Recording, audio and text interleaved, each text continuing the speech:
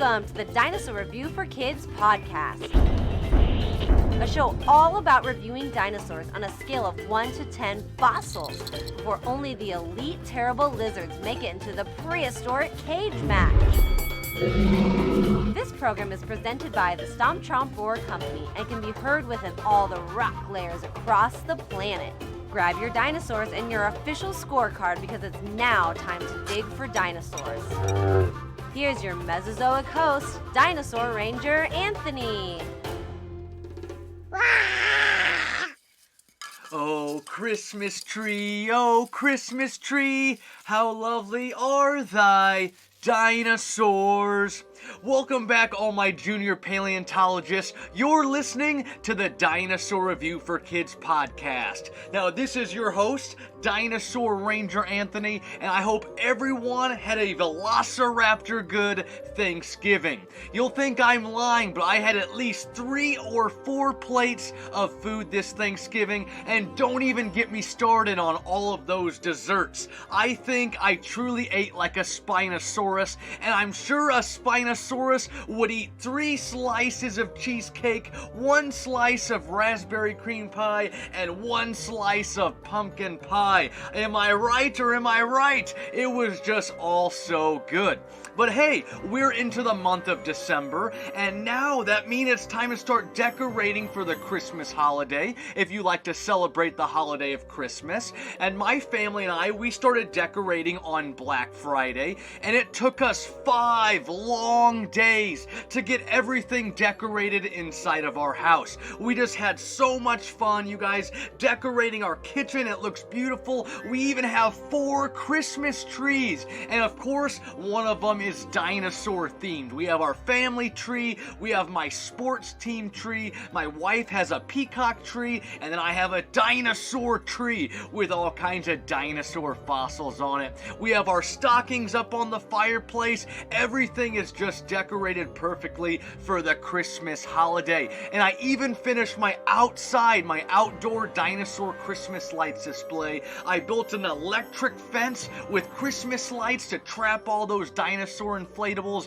I put all the lights up on top of the house, and I even have Santa Claus's workshop in my front window. So if you guys want to see a picture of my dinosaur Christmas lights display, go ahead and head over to my Facebook page, and you'll be able to see the pictures of my display for this Christmas. It just looks terrific. I cannot believe how well it turned out again this year. But you guys, before we start decorating our Ceratopsian frill for today's episode, let's update you guys all on some dinopreneur news. Well, here we go. We're in the holiday season, and we have awesome holiday gifts from the Stomp Chomp Roar Company. So a few gift ideas we have for all my junior paleontologists. We have Stomp Chomp Roar dig kits that me, Dinosaur Ranger Anthony, I made them myself in my garage. They're homemade dig kits. These aren't coming from overseas. They are just terrific. They're plaster filled, sand, all kinds of rock shells, and you guessed it, there's also a dinosaur inside.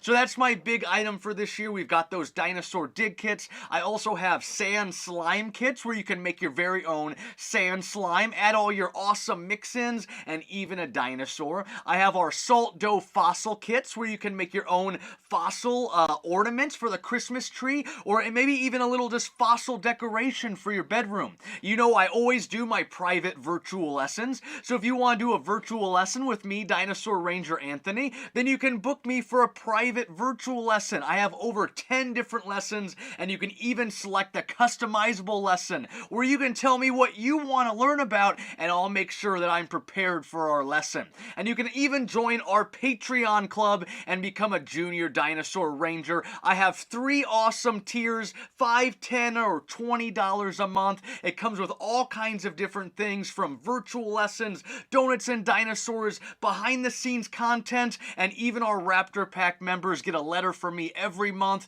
with some fun activities in there, a little bit of what I've got going on in my life, and it's my paleo mail, paleontology mail, fossils in the fossil mail. It's like a pen pal activity. So you can learn more about all of these awesome Stomp Chomp Roar holiday gifts by going to my website, stompchomproar.com, and learning about all these amazing dynamite night gift options. Well, you guys, a few shout outs before we jump into our review. A happy 4th birthday to Everett. We went and visited his house yesterday, and we did a stomp and greet package, and we did it for his birthday with all of his family and friends. We had so much fun, and it was the first time I exploded my Mount Chompit volcano. That's right, I created a volcano for the holidays, and instead of the Grinch's Mount Crumpet, it's T-Rex's or Spinosaurus's Mount Chompit, and it was just awesome. I mixed Grinch blood into it, and it explodes a little bit green. It was totally awesome. Now, also happy 11th birthday to Dominic. He is one of my longtime Patreon club members, and I just want to wish him a very happy birthday. He is such an amazing kid, and I love seeing him at all of my virtual lessons. So happy birthday, Dominic. Also, shout out to the Dragon's Closet Craft Fair out in Gretna. We went and visited last Saturday. So thank you, Rachel, for having us to do our fossil show for a lot of the guests, and even giving us a spot where we can sell some of our merchandise at the craft fair. We just have an awesome time. This was our 2nd year at the Dragon's Closet, and you guys, it is so much more than just your average craft fair. It's just not a bunch of old vendors there selling a bunch of random things. All the vendors are totally awesome. They have bounce houses, food trucks, ornament making. There's just so much more. There was even Santa Claus, and even my Santa Claus, Paleo. So it was just an awesome time. I met some amazing kids and some awesome families. So shout out to everybody that visited at the Dragon's Closet Craft Fair. Now also shout out to Mr. Elf. That's right, Mr. Elf has returned to my family's home on December 1st, you guys. He's already causing all kinds of ruckus in my home, confusing my kids, but we're just having an awesome time, and we're happy to see Mr. Elf has returned from the North Pole. Now, you guys, let's go ahead and grab our strings of lights, our ornaments, and our tree star so that we can start decorating this Ceratopsian for Christmas. It's going to be such an amazing Cretaceous Christmas. And on the first day of Christmas, my junior paleontologist gave to me a Kosmoceratops in a cycad tree. You guys see what I did there? Well, let's go ahead and start reviewing.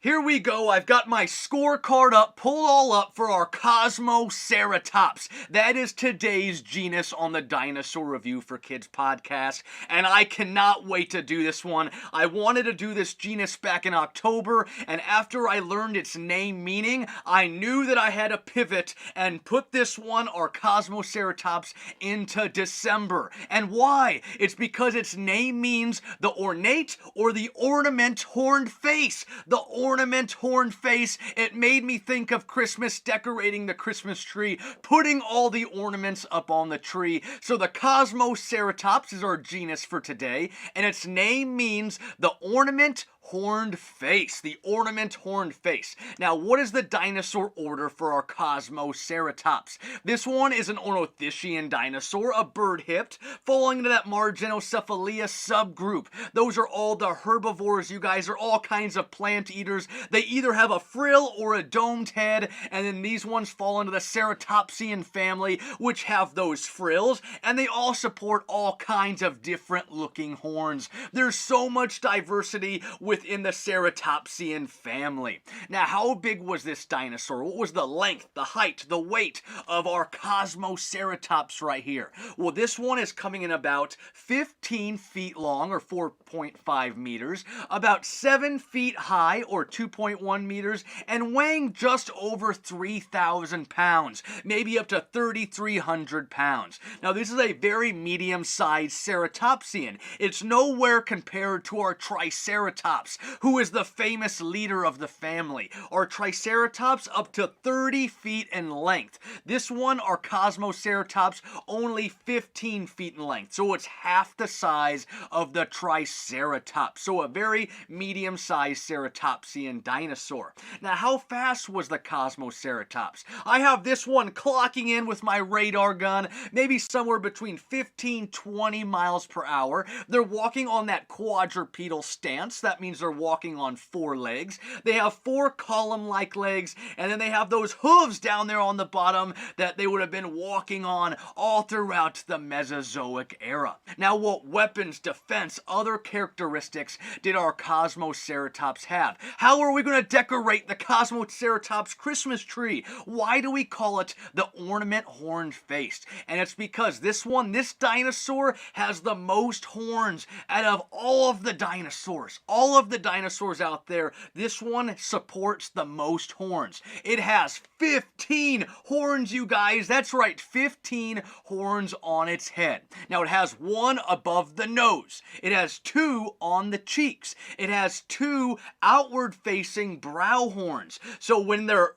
horns are coming out of their eyebrows up there, they sort of already face outward. And normally, Ceratopsian brow horns are facing more frontwards. So that's very unusual about our Kosmoceratops. And then they also have 10 horns up there on the frill. So again, 1 nose horn, 2 cheek horns, 2 brow horns, and 10 frill horns. Now those frill horns, they had 8 that pointed downwards. Very odd, very different. So they have 8 horns up there that point more downwards towards the nose, and then they have 2 on the sides that point outwards. So 2 more outward pointing horns. Now that low nose horn is somewhat of a blunt horn tip. It's probably looks like it broke off with that holotype. That very first skull, it looks like it probably broken off. Now all this talk about horns, everybody always wants to know, do horns grow back?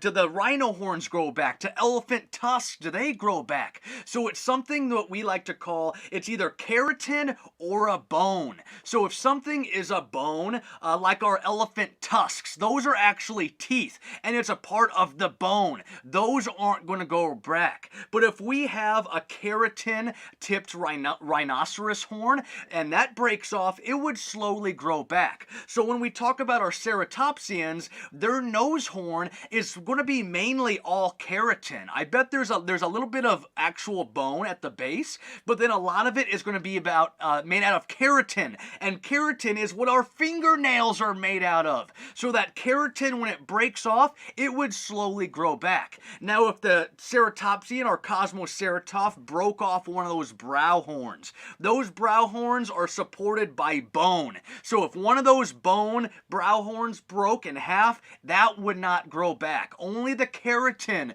is going to grow back, like on our nasal horns, or maybe the very end of the tip of the horn breaks off. That I'm sure would grow back, but the bone itself wouldn't be able to grow back. So that is our horns for our Kosmoceratops. 15 amazing horns, and 8 of them are pointing downward. So that gives us the understanding that maybe the horns of the Ceratopsian are more for display. Just like we display ornaments on a Christmas tree, they're there for display, not for defense, you guys. So all those horns are for maybe attracting a mate out in their environment.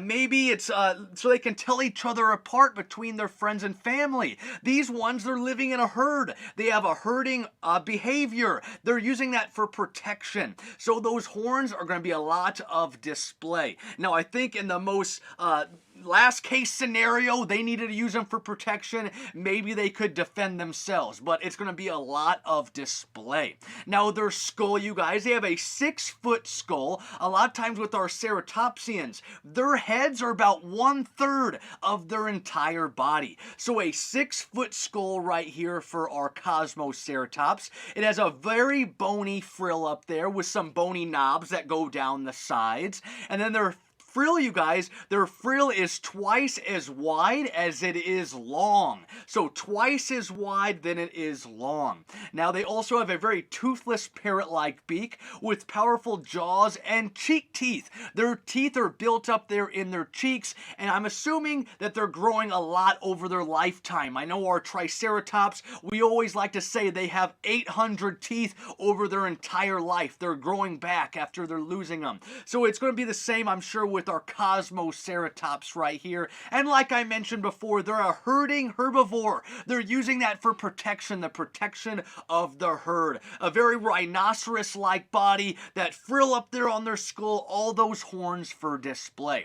Now, when did this dinosaur live, and how long did the species, the genus, last during the Mesozoic era? So our Kosmoceratops is coming in about 76-75 million years ago, during that late Cretaceous period, during the Cretaceous Christmas, and it's been found in western North America, down in Utah. So you guys, this one is going to be on the west side of our western interior seaway. So back during the Cretaceous period, there was a seaway, somewhat of an ocean, that cut right through North America, right through the United States. Nebraska, where I live, covered in water. So if I was in Nebraska back then, I better be a mermaid, or maybe our Archelon, the giant sea turtle. So our Kosmoceratops is living on the western side of the western interior seaway, you guys, and that is causing a lot of diversity within the Ceratopsian species. Now, a nearly complete skull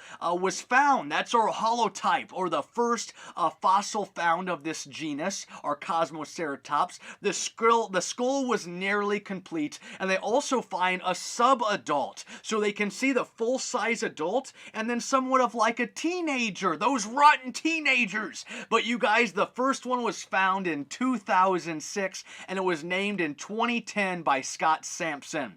Now, that is our Kosmoceratops. How are we going to rate it on the official score, the official fossil scale, you guys? 1 fossil, some of the weakest dinosaurs, 10 fossils, some of the strongest dinosaurs. This one was very hard because I was putting our Kosmoceratops up against our Diabloceratops that we did in the month of October. I gave the Diabloceratops a 7.1.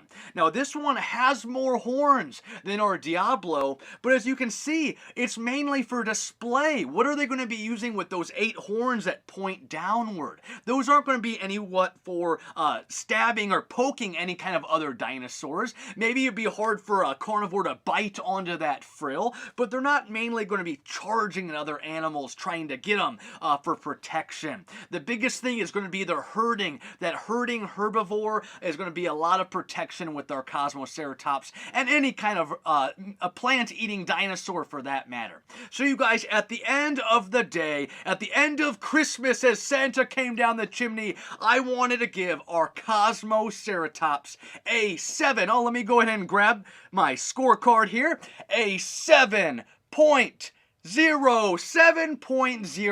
for our Kosmoceratops, an amazing Ceratopsian dinosaur. I just love so much diversity within our Ceratopsians. They have just grown and grown and grown on me. When I was a little kid, I wasn't as interested in those Ceratopsians, the Triceratops, but I am just falling more in love with them each and every day. Specifically, our Ornament Horned Face, our Kosmoceratops.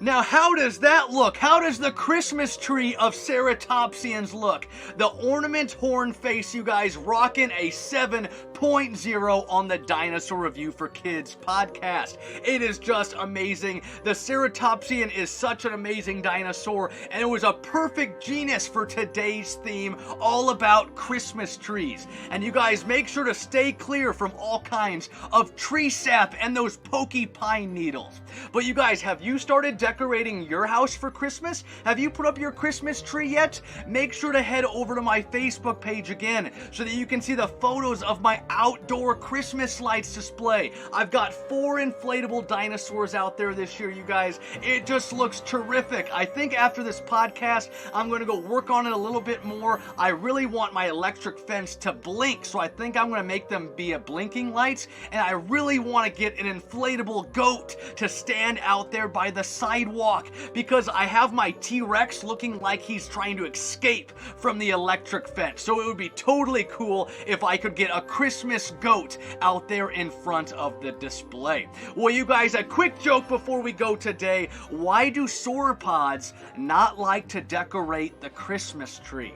Why wouldn't they like to decorate the Christmas tree? Let me say it again.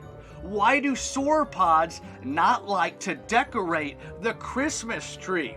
Well, you guys, they would just eat them all up. Those crazy sauropods are eating all kinds of those conifer tree bristles. All those pine needles are just going right into their mouths, and they're swallowing them whole. They're not even having any eggnog with their pine needles. Well, you guys, that's it for today. Remember, our Kosmoceratops, our Ornament Horned Face, is perfectly decorated for the Christmas holiday. And make sure to make some awesome family memories that will last a lifetime. But remember, my name is Dinosaur Ranger Anthony, and I was your Christmas tree extraordinaire for today's podcast. And as always, keep digging for dinosaurs. Ho, ho, ho!